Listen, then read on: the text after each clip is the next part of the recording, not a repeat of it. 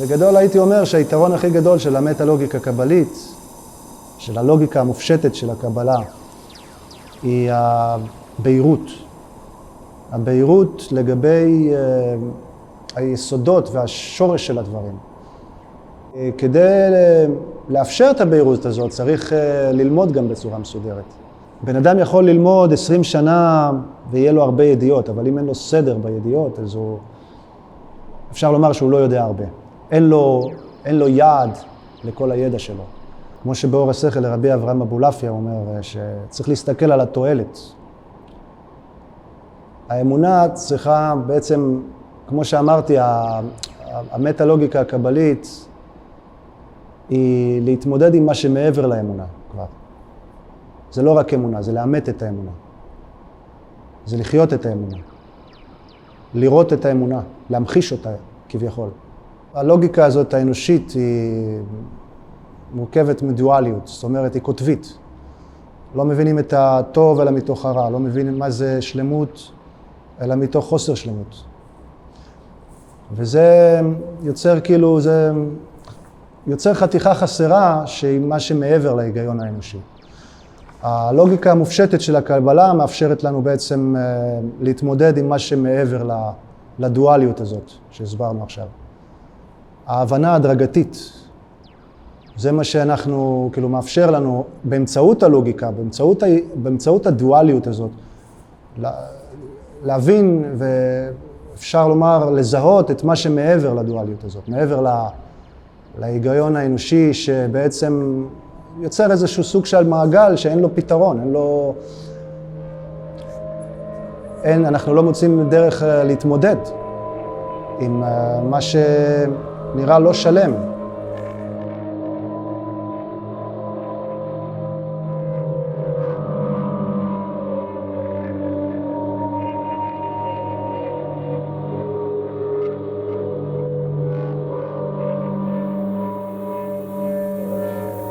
באמת רואים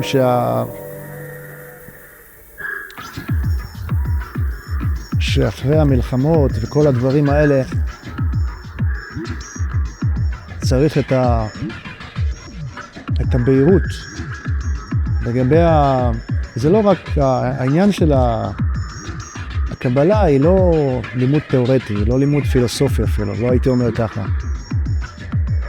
היא ההבנה של הבריאה.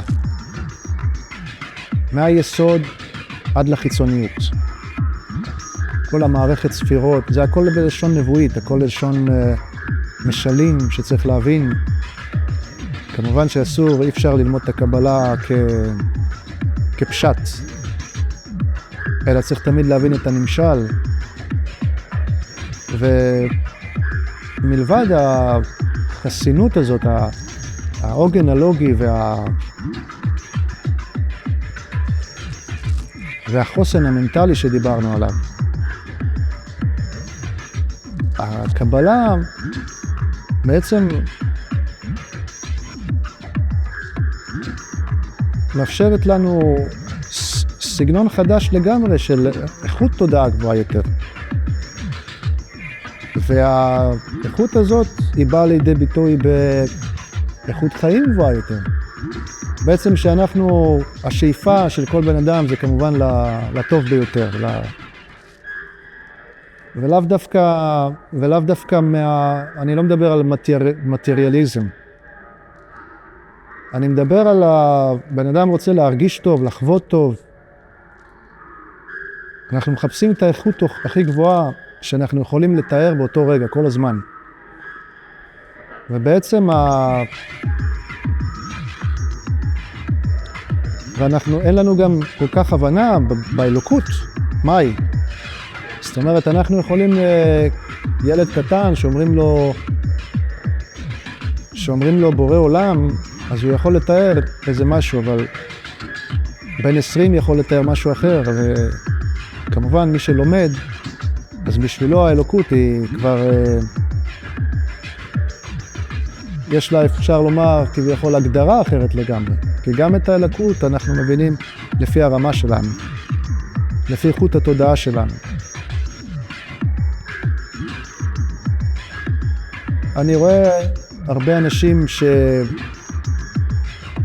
כיוון שהחוכמת הקבלה היא לא נגישה, יש הרבה טרמינולוגיה שצריך להבין ומושגים שצריך להבין, אז יותר קל לקנות איזה ספר ניו אייג' ולנסות לגבש איזו דעה לגבי ככה משהו שיחזיק אותך חי, משהו שייתן לך איזושהי תקווה. אבל זה למה אני באמת רוצה, זה למה חשוב לי לעשות באמת את התוכנית לימודים הזאת, שהיא בעצם העיקרון הכי חשוב שלה, יש סדר.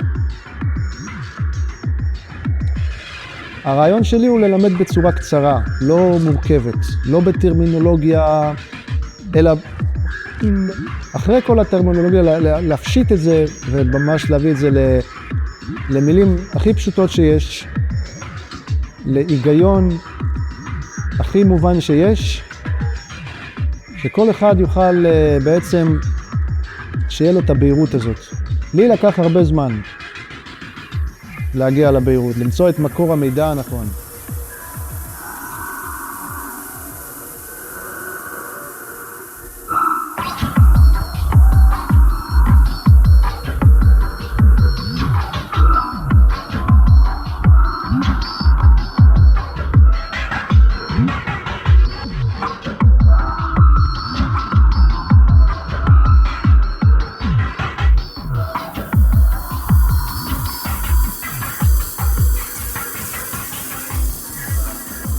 כשהייתי בן 19 בערך התחלתי להתעניין בכל הנושא של רוחניות. כמובן שהדבר הראשון שעשיתי זה ללכת לבית כנסת. ראיתי שם בחור ישיבה שהוא קרא באיזה ספר. מאוד עניין אותי, הוא היה שקוע, הוא היה נראה לי שקוע כזה, לא מעניין אותו שום דבר אחר בעולם, רק הספר הזה. ואז התברר לי שזה ספר גמרא. והחלטתי לבדוק במה בעצם מדובר. בעצם התחלתי ללמוד גמרא בישיבה, אבל אז כאילו היו, שבן אדם, שיהודי מגיע ליהדות בעצם. אז הוא, קודם כל השאלה הראשונה כמובן שעולה זה, למה נברא העולם? מה אנחנו עושים פה? מה הסיבה של כל זה? מה סיבת הסיבות, מה שנקרא? וכמובן שיש, בספרים אפשר למצוא תשובות וברבדים שונים, אבל בעצם לא הרגשתי גם ברובד הפשט וגם בחסידות שהתעניינתי, לא מצאתי בעצם את התשובה שמיישבת את הדעת. אחר שחיפשתי ביהדות, התחלתי לחפש גם בחוכמת המזרח. היה לי מלא ספרים בבית, כל מיני נושאים, חיפשתי תשובות. אם אנחנו מבינים מה זה העולם הזה בעצם, אז אנחנו גם יותר מבינים איך לחיות אותו, איך לחיות בו. התחלתי לכתוב מאמרים בערך ב-2020. בהתחלה זה היה יותר מושפע מעולם החסידות, ואחר כך, אחרי שהגעתי לקבלה, בעצם ערכתי את עשיתי סינון, סוג מסוים של סינון, וערכתי מאמר אחד בנושא התודעה, 20 עמודים סך הכל, שמסכם את מה שבעצם למדתי בכל ה-20 שנה האלה, את העיקרים החשובים. זה נתן לי את החזון בעצם, להתחיל ללמד. כי אני חושב עולם הדת הוא מאוד מורכב. אדם יכול להתבלבל די בקלות, אם אין לו את העיקרים, אם אין לו אם ההבדל בין העיקר לטפל לא ברור לו, אז הוא יכול מהר מאוד להתבלבל, ולפעמים זה מתבטא גם בחוסר שלמות בנפש. אפילו שזה יהדות, אפילו שזה דת, אפילו שזה ספר קודש. צריך לדעת איך ללמוד. זה גם בישיבה שנכנסים, אז דבר ראשון שרוצים להבין זה איך ללמוד. אז מפה מתחיל הביקוש כביכול הזה, להבדל בין העיקר לטפל. ואחרי שמבינים את ההבדל הזה, אז זה הרבה יותר קל להבחין במה אתה לומד. שבן אדם פותח ספר, שיהודי פותח ספר קודש, אם זה בחסידות ואם זה לא משנה, במוסר אפילו. אז הוא כבר מבין את התוכן בצורה אחרת לגמרי, הוא מבין מאיפה התורה הזאת יוצאת כביכול, מאיפה היא מדברת, איך להתייחס אליה. בעצם בתורת הקבלה, מה שמצאתי זה הבחנה יותר שלמה. בגישות האחרות תמיד היה נראה לי שמשהו חסר. יש דברים אומנם מעניינים, שאפילו מעוררי השראה הייתי אומר, אבל היה תמיד, זה לא היה מרגיש כמו משהו שלם. יש הבדל בין מערכת שלמה שמאפשרת לך להבין משהו שלם, לבין משהו שהוא רק מאפשר לך אמת חלקית או ברמה מסוימת, ולא את כל מה שנקרא התמונה השלמה. הגישות שאני מסתכל ואני רואה מה בעצם יש, מה יש לעולם להציע בתחום של הבנת מבנה הנפש, הבנת המבנה המנטלי. אני רואה הרבה חיסרון, הרבה מידע לא שלם. שהדגש הוא על למצוא את השלם, בעצם את ההבחנה שמורכבת, וביחד עם כל האספקטים בונה משהו אחד ושלם, אז אפשר לעשות את זה,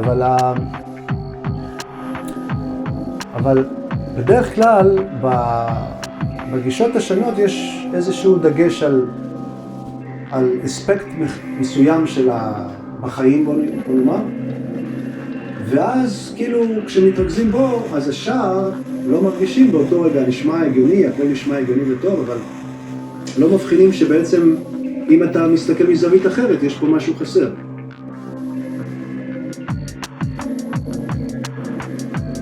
מצד אחד האמונה אומרת הכל לטובה, צריך לאמץ איך באמת הכל לטובה. כשאתה אומר הכל לטובה, למה אתה מתכוון בעצם? איך הכל לטובה? אף אחד לא מסביר את זה. מעלים את זה על, כאילו אומרים, זה הנסתרות להשם אלוקינו או משהו כזה.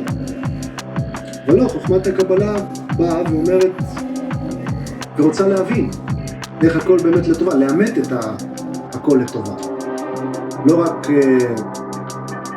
כסטיקר או כאיזשהו סלוגן לחיים, או שאיזה מוטו לחיים, אלא ממש לאמת את זה, ולעשות את זה בצורה מאוד מאוד